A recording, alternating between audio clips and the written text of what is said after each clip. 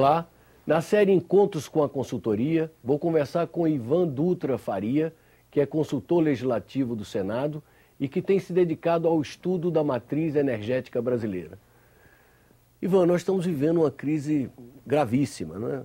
Você vê aí São Paulo ameaçado de fazer um racionamento severíssimo, 5 dias por semana. Os mananciais do Rio de Janeiro, de Minas Gerais também estão à míngua. O que é que houve? Faltou planejamento?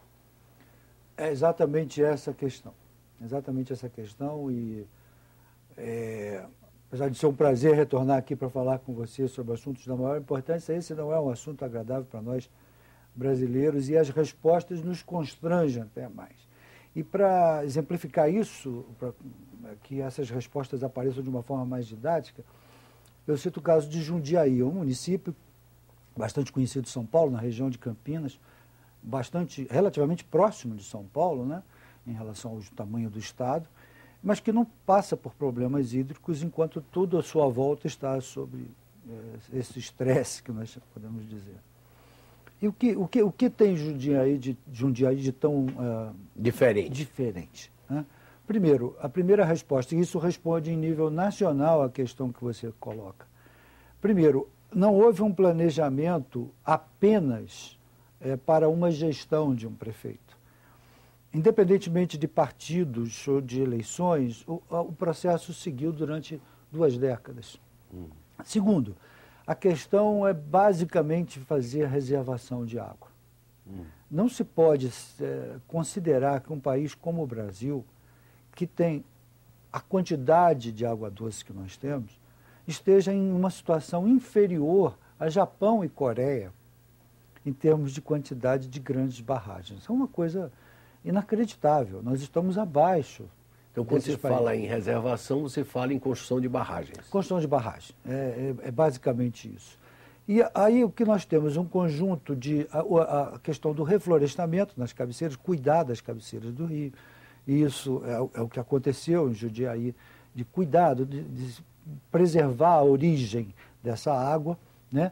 É evidente que a eficiência, é evidente que o controle por parte da população é importante, mas o Estado agiu de uma forma tempestiva, de uma forma oportuna. Planejada. Exatamente. Sei. Agora, nosso potencial hídrico, nosso potencial de produção de energia hidrelétrica sempre foi festejado como um dos maiores do mundo. O Brasil está equiparado aí a China, a Rússia. Por que diante de tanto potencial nós estamos protagonizando um fiasco desse tipo? Estamos sofrendo uma ameaça desse tipo? Pois é, Armando. Veja, quando eu me referi ainda há pouco ao Estado, eu me referi, é claro que lá no caso de Jundiaí região, foram os municípios, o poder público. Público. Então, quando eu falei Estado, eu não falei o Estado de São Paulo, eu falei o Estado no sentido do poder público. É isso que falhou ao longo de décadas. Porque nós não temos outra saída a não ser considerar que nós temos que criar um sistema confiável de geração de energia elétrica. A confiabilidade, ela não está, por exemplo, uma única fonte, né? E a mais confiável é a geração hídrica. Então, o Brasil é o terceiro potencial de hidrelétrica, capacidade de geração hidrelétrica do mundo, perdendo, entre aspas, né, para a China e para a Rússia, que são países atípicos comparativamente com o Brasil em termos climáticos e até de populacionais, em termos de exigência de energia. No caso da Rússia, usa demais fósseis, gás e petróleo, né? E nós temos um potencial muito grande e nós tivemos, e não só para geração hidrelétrica, para a reservação de água. É uma prática milenar que no Brasil passou, a partir de um certo momento, a ser hostilizada, né, de uma forma irracional, pouco científica, e o Estado brasileiro não tomou providência ao longo de... estou falando de um presidente ou de um governador específico, foram décadas de quase acuado pela mídia, por setores que estavam fazendo ativismo ambiental, mas não tinham fundamentação científica, porque a prática de se condenar a formação de reservatórios é que chegou a isso, a esse estado em que nós estamos, né? Hoje, como é que você destrincharia a nossa matriz energética? O que é fruto da energia hidrelétrica? O que é oriundo de energia térmica? Qual é o panorama que você traçaria sobre a nossa matriz? A nossa matriz ainda Armando, malgrado todos os problemas que tivemos nas últimas décadas, nos últimos anos, ainda é uma matriz altamente elogiável, né? Enquanto nós estamos aí com 40 e poucos % da matriz, aí temos que fazer uma distinção. A matriz energética compreende não só a geração de energia elétrica, mas transportes, processo industrial, etc. Então, toda a parte de energia do país, nós temos para o Brasil algo em torno de renováveis de 40%. Isso é um índice campeão. Magnífico, porque na escala do Brasil, sim, embora não seja a maior do mundo, nós temos na escala, por exemplo, a Noruega... Quando você fala em energia renovável, aí está incluído a energia hidrelétrica, está incluído o etanol, está incluído... Sim, a biomassa, a eólica, né, a solar e tal, que ainda são um pouco incipientes, mas são energias renováveis, né? O etanol como uso como combustível diretamente no motor. Agora, e o mundo tem uma média de 13%, Armando, então é uma situação magnífica, mas nós estamos sujando a matriz. Em função da utilização das usinas térmicas para complementar a produção de energia. Exatamente. E isso é ruim sobre todos os aspectos. E você fez uma crítica aos ambientalistas. Você acha que a campanha ambientalista contra os grandes reservatórios, de certa forma, de fato prejudicou a estratégia brasileira de manter a maior parte da sua matriz energética como uma matriz sustentável, de origem hidrelétrica? Você se refere especialmente a Belo Monte? Belo Monte é um caso muito curioso. Curioso não necessariamente no bom sentido, né? Mas ele é um caso magnífico, tanto que foi o tema que eu escolhi para minha tese de doutorado. Escrevi 400 páginas de tese de doutorado e, ao final, praticamente a última frase da minha tese de doutorado, assim, dependendo do ponto de vista, é capaz de você dizer que todos têm razão nesse conflito. Porque é uma situação em que todo mundo errou. Todos os lados erraram. Então, a questão dos ambientalistas, Armando, não é exatamente que eles tenham culpa do que está acontecendo. Na verdade, se nós fôssemos atribuir culpa, que é uma coisa assim um pouco discutível, atribuir culpas, não é uma coisa meio, né, difusa, né? Assim, na verdade, mas se fôssemos atribuir a responsabilidade disso, é muito mais do Estado brasileiro do que ações de organizações, do que estão no papel deles. Agora, o que eu disse e mantenho é que essas afirmações não são amparadas em questões científicas. Houve uma certa irracionalidade em condenar as hidrelétricas, né? A ponto de que cada argumento que era rebatido pela ciência, criavam-se outros. Por exemplo, chegou-se ao ponto de dizer que as hidrelétricas emitiam mais gás metano do que termoelétricas, por exemplo, né? Que é a produção de gás metano vindo da vegetação inundada, vegetação que está submersa, seria o suficiente para condená-las ao inferno absoluto, as hidrelétricas. Então, isso não é verdade. Estudos científicos recentes desmentiram isso. Então, parte para outra situação. Parece que, de certa parte do ativismo ambiental, há uma determinação prévia, por alguma razão, racional ou irracional, nós não temos tempo para discutir isso aqui, mas há uma determinação quase que prévia de condenar as hidrelétricas. Mas veja bem, o que é uma termoelétrica? Uma termoelétrica pode ser nuclear, pode ser a diesel, pode ser a gás, pode ser a carvão, mas ela só tem uma função: gerar energia elétrica. O que é uma central eólica? Ela só tem uma função: gerar energia elétrica, e de uma maneira que depende do vento. As térmicas, você ainda pode estocar urânio, pode estocar diesel, pode estocar carvão e ter alguma garantia de suprimento. As eólicas, você não tem garantia de vento. Né? O sol... Então, as eólicas são sempre suplementares.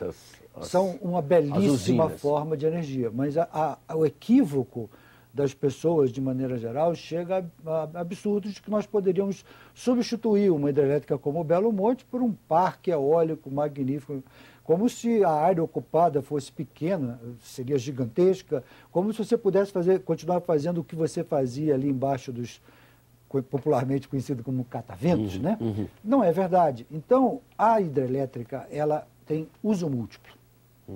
Então, nós podemos conter cheias, nós podemos ter turismo, nós podemos ter abastecimento de água, nós podemos ter uma infinidade de usos, piscicultura, além da geração de energia elétrica. Então, é quase incompreensível que haja uma campanha sistemática há décadas contra as hidrelétricas no Brasil.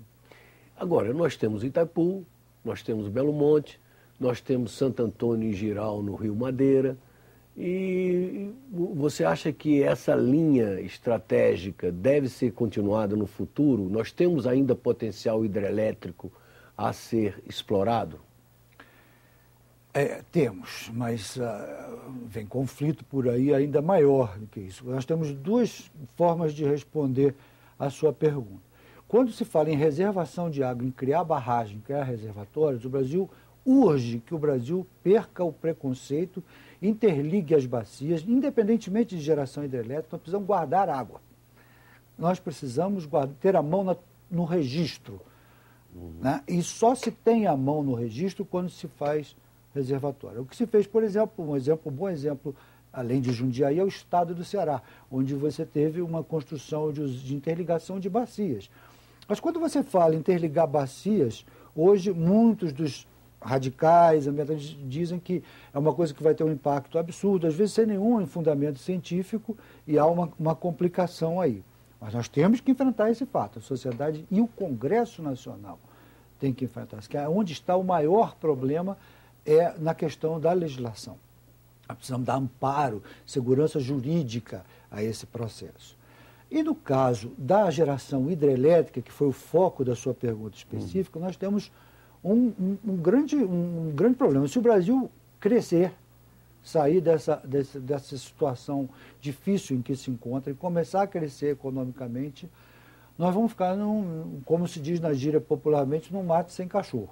Porque nós não vamos ter energia suficiente para dar respaldo a esse novo ciclo de desenvolvimento. Nós temos que acionar a térmica, já acionamos quase que no limite. O atraso é uma situação muito irônica, muito desagradável, quer dizer, o não crescimento do país dá conforto ao sistema. E o atraso de certas obras acaba...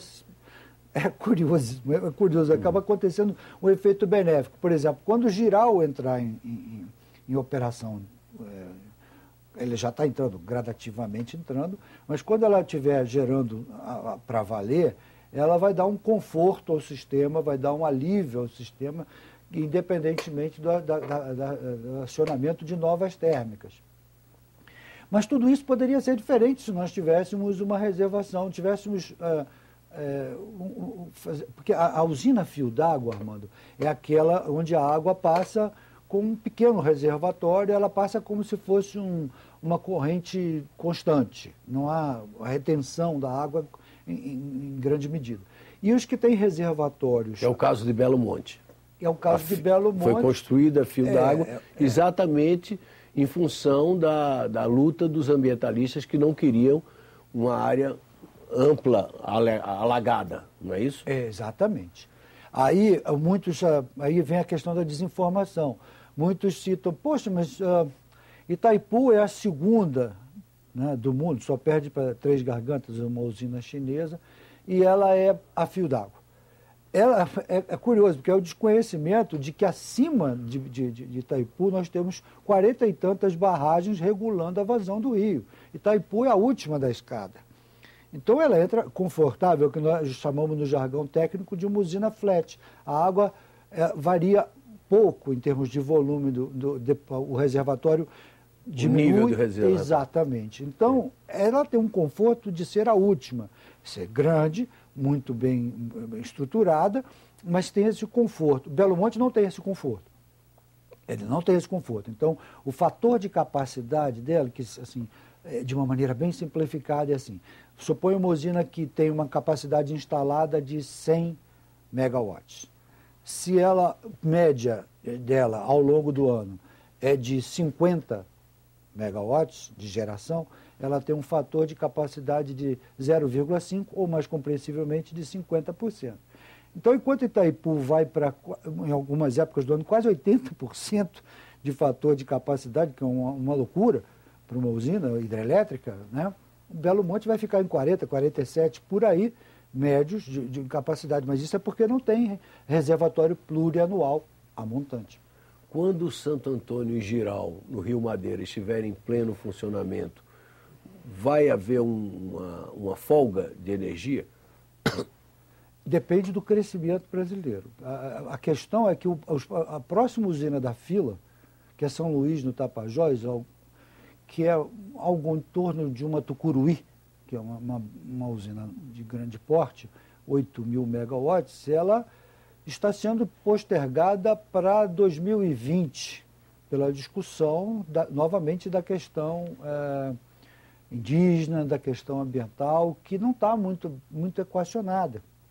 E aí, volto a dizer, essa polêmica, ela está extremamente dependente das soluções legislativas. Nós temos uma facilidade de judicializar toda essa questão por insegurança. É muito fácil. Eu não sei se você se lembra de um personagem, Bolinha e Luluzinha, da história em quadrinhos, que o Bolinha tinha um personagem chamado Detetive Aranha, em que ele saía à procura de qualquer problema que houvesse, e sempre o culpado era o pai da Luluzinha, na perspectiva do Bolinha, né? Certa vez eu escrevi um artigo publicado na imprensa nacional sobre a culpa do IBAMA nessa história. Sempre se parte do princípio de que a culpa é do IBAMA. Isso é uma coisa que, com todos os defeitos que possa ter qualquer órgão público, o IBAMA não é isento deles, mas a dificuldade é anterior à do IBAMA. O IBAMA cumpre a lei, e a lei tem falhas. Sim. Então, judicializa muito. Isso provoca atrasos, como, por exemplo, no caso da ligação da linha de transmissão a empreendimentos que estavam gerando no vazio, como a gente usa no setor, como o caso das usinas eólicas lá no Nordeste, que estavam rodando prontinhas, mas não tinha linha de transmissão, por uma questão de problemas... Falha de planejamento. Exatamente. Morivan, nós falamos da energia eólica, você se referiu também às térmicas, falamos da energia hidrelétrica e a energia atômica, que durante muito tempo foi a grande vilã, mas que está sendo internacionalmente recomposta assim, na sua utilidade. Como é que você, como especialista, vê a energia atômica dentro da matriz energética brasileira? Armando, eu já com a quilometragem já rodada, passei por toda aquela época, Woodstock, aquela época toda em que houve um processo Flower Power e tal. Então, naquela época, existia todo um monstro da Guerra Fria e a possibilidade do mundo ser exterminado por um inverno nuclear. Temeu-se tudo isso. E aí, alguns filmes abordaram isso, como Síndrome da China, e houve todo um temor, toda uma aura negativa, compreensivelmente, em relação à energia nuclear. Não havia essa confiabilidade toda. Mas dizer hoje, por exemplo, que um acidente como o de Fukushima condena a maldição eterna, a opção nuclear, é uma tolice inominável. E quando saiu, o caso de Fukushima aconteceu, infelizmente, claro, você, apesar de jornalistas, tem essa consciência que há jornalistas e jornalistas, a mídia às vezes tem um pouco de descontrole no afã de dar a notícia. Então, convidaram algumas pessoas para falar sobre Fukushima e o terror se instalou. Houve até gente que não tem nenhum conhecimento do assunto, cuja formação é claramente outra, dizendo que com o aquecimento global, terremotos e maremotos seriam mais constantes. É uma coisa absurda dizer isso, porque as origens são completamente distintas. Então, isso aconteceu, eu vi na televisão, ninguém me contou. Então, essa coisa começa a arrefecer quando as pessoas começam a perceber Infelizmente, nós não temos tempo aqui para nos detalhar, mas o sistema de Fukushima era um outro tipo de reator, Chernobyl foi um outro tipo de acidente, e ainda assim a energia nuclear é uma opção a ser considerada. E lembremos que muitos dos produtos dos quais nós precisamos do nosso cotidiano, como o tratamento de radioterapia, como o tratamento de radioisótopos para conservação, vem de produtos que são da geração nuclear, do fenômeno da fissão nuclear, né? Então, nós temos que, sim, levar de uma maneira serena essa discussão, com todas as garantias, mas não podemos partir para essa coisa quase da Idade Média, de chegar e dizer assim, não, o mundo vai acabar se nós usarmos a energia de origem nuclear. Se você fosse dar uma opinião sobre para onde o Brasil deve caminhar, qual é a matriz ideal para o Brasil construir ao longo das próximas décadas? Matriz energética. Eu costumo brincar que tem uma banda brasileira, os Titãs, essa banda fez uma música, muito sucesso em determinado momento, que se chamava Tudo ao Mesmo Tempo Agora, né? O Brasil precisa investir em todas as formas de geração de energia. Precisa se capacitar para o futuro da solar, que hoje não é uma realidade, tanto de preço, quanto de armazenamento, quanto de resíduos, né? Temos muitos problemas, apesar de termos uma solar. Precisa continuar nessa linha. Precisa usar a biomassa, é um absurdo não usar a biomassa. Precisa dar uma calibragem. Você fala biomassa, é o resto da cana, o bagaço. Exato. Muito obrigado por estar esclarecendo isso, né? Porque é um termo muito técnico. Sim, especialmente o bagaço da cana, a madeira. Né? Os resíduos de toda a origem, que são de origem biológica, como, né, massa de vegetais. A questão dos aterros sanitários. Então, muitas vezes o especialista ou o ativista, que é a grande crítica que eu faço ao ativismo ambiental despreparado cientificamente, vem supervalorizar uma fonte de energia como se pudesse abrir mão das outras. O Brasil não pode. Não pode. Tem que investir serenamente numa política de Estado ao longo de décadas para usar todas as formas de energia. Ivan, muito obrigado pela oportunidade dessa conversa. Foi um prazer. Chegamos ao final da nossa entrevista com o consultor do Senado, Ivan Dutra Faria, sobre o futuro da matriz energética brasileira.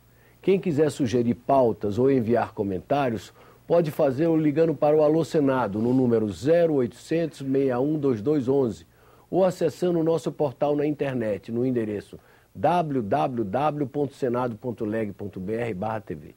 Obrigado por sua audiência e até um próximo encontro aqui na TV Senado. Aí conversamos.